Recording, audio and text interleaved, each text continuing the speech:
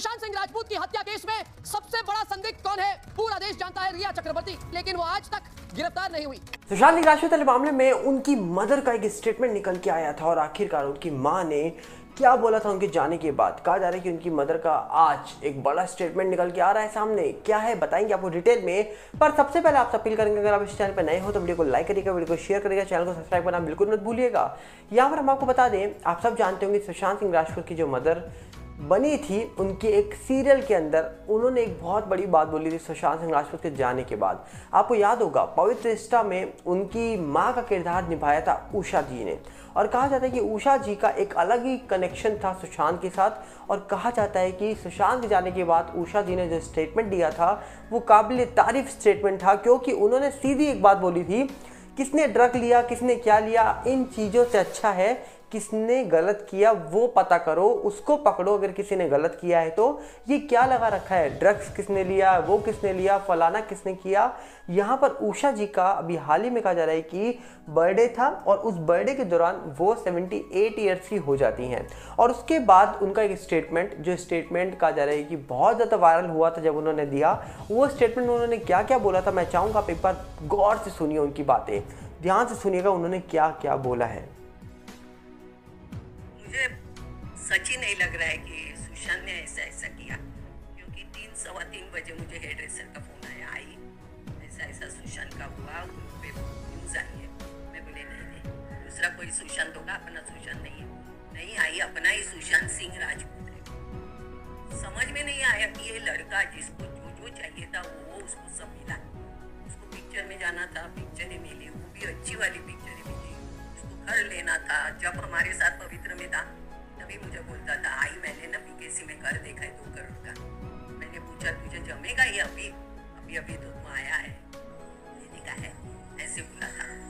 फिर मैं ये गाड़ी लेने वाला हूँ, उसको उड़ा बिड़ा के नाम बताता था। सब मिलने के बाद ये बच्चे को क्या हुआ मेरे समझ में नहीं आ रहा है कि ऐसा क्या हुआ उसके साथ कि जो उसको सुसाइड करना पड़ा। जिनके पास काम ही नहीं, पर डे पे काम करके अपना पेट पालते, उनकी बात अलग है। ये बच्चे के पास पैसे नहीं, ऐसा भी नहीं हो सकता है।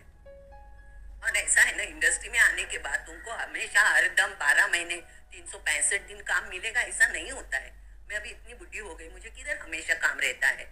लेकिन मुझे मालूम है अपने नसीब में है ना, वो नसीब का और टाइम के पहले कभी नहीं मिलता है, वो मुझे मालूम है। मैंने मेरे बेटे को भी बताया कि कभी कुछ काम नहीं मिला करके डिप्रेशन में नहीं जाने का, जो चल रहा है ना उसको पकड़ के चलने का। ऐसे होता तो मैं भी कब का सुसाइड करके बैठती थी, नहीं होता है। लेकिन ये बच्चे का क्या हुआ, उनके साथ कोई बड़ा आदमी भी नहीं था कि उसको कुछ समझाए करे।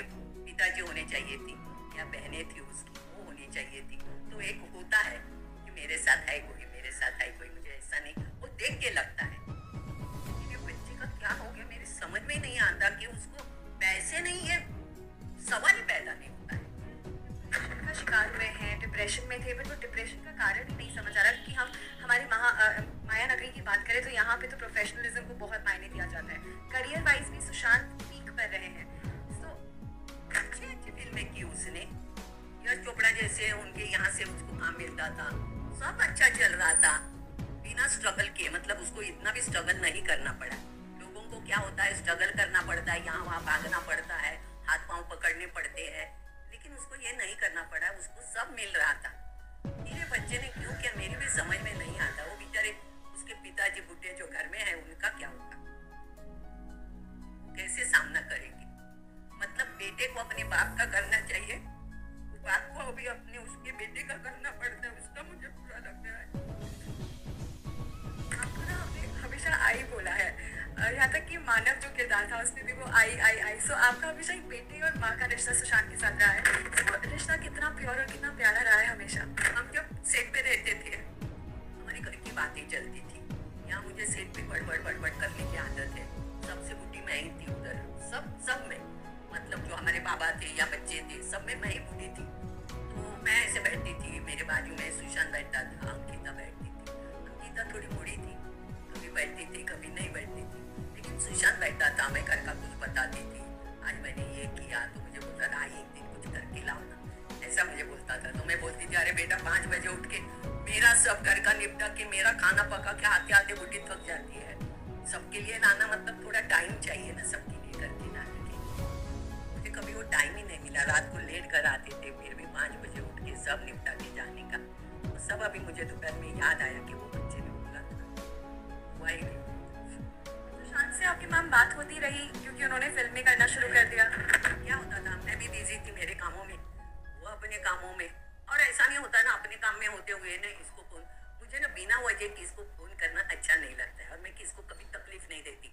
मेरा फोन काय के लिए, किसका आया वो उठाने के लिए, किसने मैसेज भेजा वो देखने के लिए, या किसने किया फोन तो उसको रिप्लाई करने के लिए। बस मैं ऐसे कभी तूने क्या खाना खाया वो सब फोन नहीं करती, क्योंकि हर एक अपने काम में मशगूल होता है। पवित्र रिश्ता की ही करें तो इस शो को अभी 11 साल प्रॉपर्ली कंप्लीट हुए हुआ है, 7-8 दिन हो गए। हमारे पवित्र रिश्ता 11 इयर्स करके एक ग्रुप हुआ है, और सब थे उसमें, सुशांत नहीं था। तो कितने लोगों ने लिखा था उसमें, मैंने 2-3 लोगों के, मेरा दूसरा बेटा सचिन, उसका नाम दिया था। मैं बोले अरे सच्चू चोर को ऐड करो, सविता मेरी जो असिस्टेंट बनती थी सरिता, उसको ऐड करो, और बाकी ने लिखा था सुशांत को ऐड करो, लेकिन सुशांत ऐड नहीं हुआ था। मतलब अंकिता ने ही एक ग्रुप फॉर्म किया सबको लेके, लेकिन सुशांत नहीं। सबका नाम है इसमें, अरे सुशांत को ऐड करो, सुशांत नहीं। ऐसे मस्तीखोर नहीं था, मितभाषी था, ज्यादा बात नहीं करता था। बात भी करेगा तो हम कैसे ऐसे ऐसे करके, मेरी आवाज तो ऊंची है, दुनिया को मालूम है, लेकिन वो फोटो के अंदर ही बात करता था। कभी ज्यादा हिले नहीं उसकी आवाज, कभी ज्यादा बाहर नहीं आई उसकी। मैं हमेशा बोलती थी अगर मुझे बाहर से एंट्री लेनी है, ये सोफा पे है, ये दीवार है, इसके पीछे मैं खड़ी हूँ, इसके ये शब्द पे मुझे एंट्री लेनी है, तो मैं बोलती थी सुशांत जरा जोर से बोलना, सुनाई नहीं देता है, जोर से बोल। सुशांत मुझे पूछता था ये फिल्म में ये ऐसा था, वो कैसा किया, ये क्योंकि वो मुझे हमेशा बोलता था कि मैं अभी डायरेक्शन सीखने के लिए फॉरेन जा रहा हूँ। हमेशा सेट पे बुक लेके आता था, वो पढ़ता था, तो हमको लगा सच्ची ये डायरेक्टर बनेगा। तो मैंने मजाक में ये भी बोला था, डायरेक्टर बनेगा तो मुझे लेना, हम आके रहो। मतलब ये उनका स्टेटमेंट कहा जाता है कि लगभग 2020 का बताया जाता है, और कहा जाता है कि उन्होंने जब स्टेटमेंट दिया था तब उनको इस पूरे मामले के बारे में ज़्यादा कुछ पता नहीं था, पर इसके बाद भी उनका एक स्टेटमेंट निकल के आया था जब उन्होंने सुशांत को लेकर बहुत बड़े खुलासे किए थे, और ये बोला था कि भैया ड्रग्स एंगल निकाल के आ रहा है, उसके बावजूद ये बताया जा रहा है कि ये हुआ वो हुआ, पर सुशांत के साथ क्या हुआ ये क्यों कोई नहीं बताता है। ये वीडियो सुशांत केस होने की तुरंत बाद की है, जब सीबीआई नहीं आई थी।